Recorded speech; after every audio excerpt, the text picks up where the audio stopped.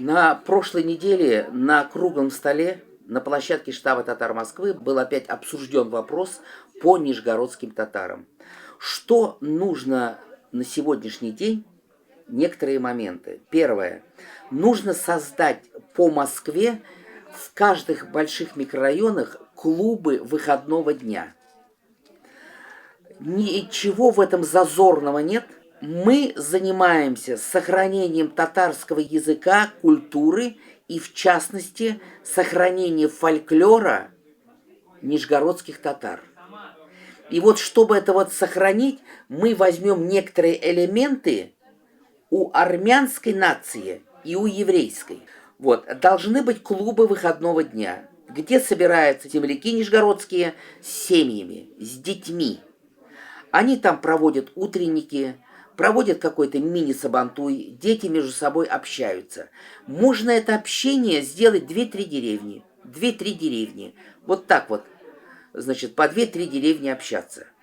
Второй момент, который мы вспомнили в обсуждении, мы, делегация, были на Сабантуе, это Пермский край, Бардинский район, деревня Эль-Пачиха.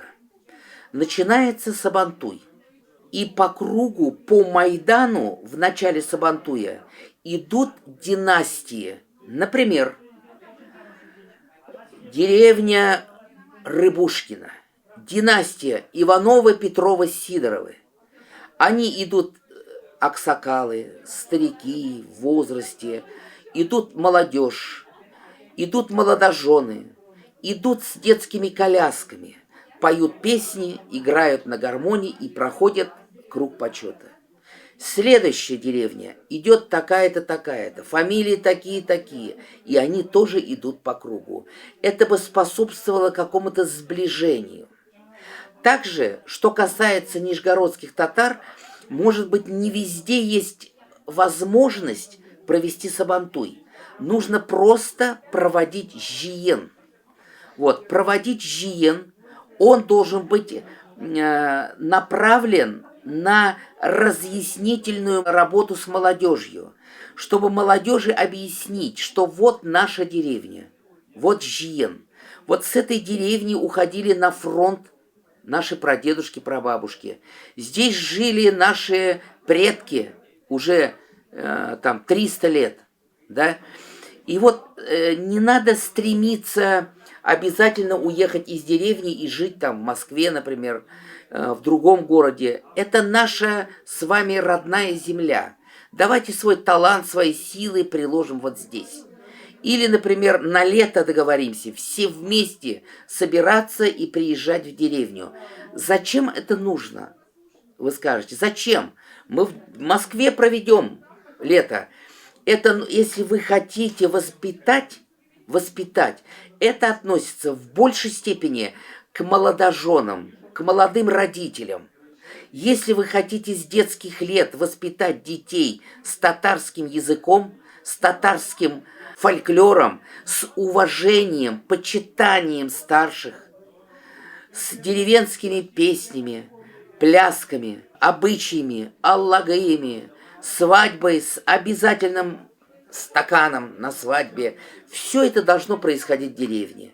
И все-таки вот это молодежные бракосочетания, вот эти никьяхи, которые сейчас очень стали модные, а почему их не проводить в деревне у себя, во дворе, летом, например?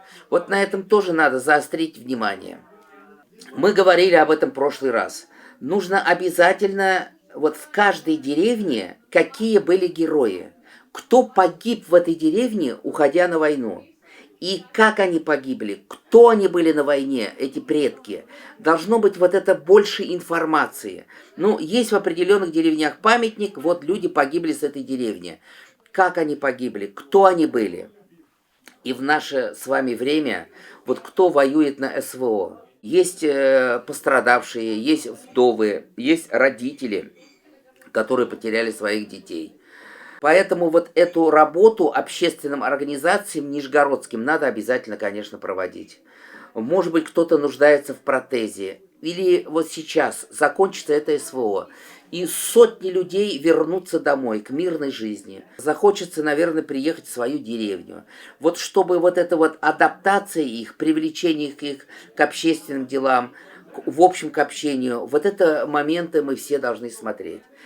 Очень важный вопрос, это, конечно, религия. Нужно постоянно проводить разъяснительную работу.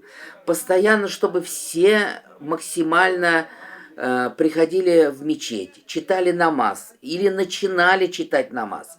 Нужно, конечно, организовывать еще медресе. Никогда не поздно учиться и в 50 лет, и в 60.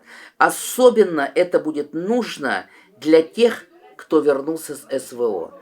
Потому что вот именно вера, религия, духовность, оно успокаивает человека и придается смысл дальнейшей жизни.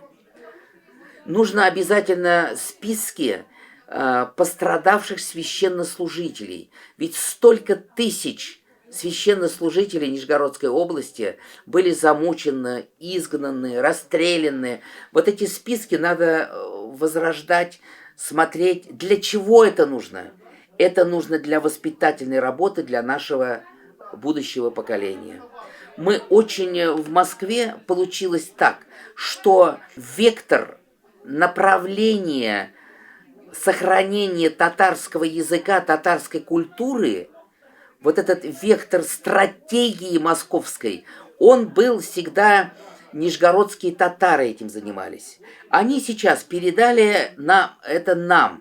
Мы сейчас ведем направление сохранения татарского языка и культуры в этом большом мегаполисе. Мы за это несем ответственность.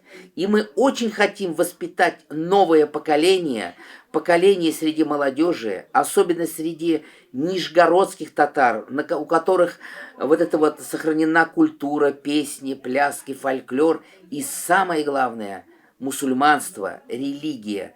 Вот мы хотим все это передать, и чтобы в Москве нижегородские татары, как было раньше, были впереди планеты всей, и на них держалось здесь сохранение татарского языка, культуры и мусульманства, так, чтобы было и в будущем.